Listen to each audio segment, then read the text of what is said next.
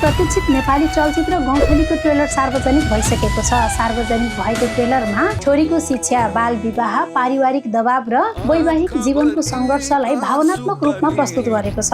ट्रेलरको सुरुवातमा वरिष्ठ कलाकार मदन कृष्ण श्रेष्ठ शिक्षकको भूमिकामा देखिएका छन् र उनले आफ्नो सेवाकालभरि एउटा पनि छोरीलाई एसएलसी पास गराउनसम्म पनि आफू सफल भइन भनेर दुःख व्यक्त गरेको बेलामा यसै फिल्मकी मुख्य पात्र गौँथलीले चाहिँ आफूले एसएलसी पास गर्ने सपना सुनाउँछिन्। तर उनको पढ्ने चाहना परिवारको दबावसँग ठोकिन जान्छ। गौँथलीले आफूले बिहे गर्दिन भनेर निर्णय सुनाउँदै पनि अन्तत उनको विवाह गराइन्छ।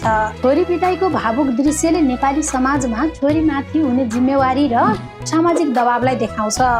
बिहेपछि गौँथलीको जीवन अझ कठिन बन्छ। सासूको व्यवहार, घरको काम र पढाइलाई सँगसँगै अघि बढाउनु पर्ने, घाँस काट्दै बाख्रा चराउँदै भारी बोक्दै उनले पढेका ती दृश्यहरूले साँच्चै नै उनको मेहनत र उनको दृढ शक्तिलाई प्रष्ट रूपमा देखाएको छ। ट्रेलरमा उनका श्रीमानको फरक स्वभावले कहानीमा अझ झन् नयाँ मोड दिन्छ। उनका श्रीमान घरि बच्चा जस्तो व्यवहार गर्छन् त घरि गौँथलीलाई साथ दिएको जस्तो व्यवहार गर्छन्।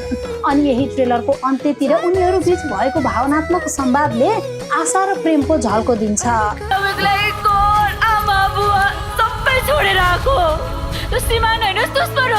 समग्रमा भन्नुपर्दा गौँथलीले छोरीको शिक्षा, सोच, सामाजिक दबाव र पारिवारिक सम्बन्धका कथालाई मार्मिक रूपले प्रस्तुत गरेको छ।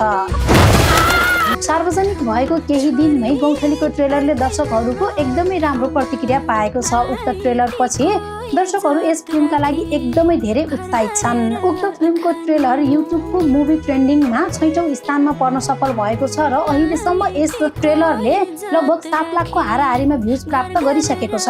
डाक्टर भोला रिजालको कथामा निर्माण भएको गौँथलीका मुख्य कलाकारहरूमा सिमरन, अरुण, मदन कृष्ण श्रेष्ठ, प्रकाश घिमिरे, सीतादेवी तिमेल सिन्हा, लुनिबा तुलाधर, रविन्द्र झा, लक्ष्मीनाथ तिमेल सिन्हा लगायत अन्य कलाकारहरूको मुख्य भूमिका देख्न सकिन्छ। साथै यस चलचित्रका निर्माता सुमन गिरी र डाक्टर कपिल रिजाल हुन्। यो फिल्म चाहिँ यही साउनको 1 गते तपाईँ हामी नजिकैको सिनेमाघरमा प्रदर्शनमा आउँदैछ। फिल्म हेर्न नछुटाउनुहोस् है।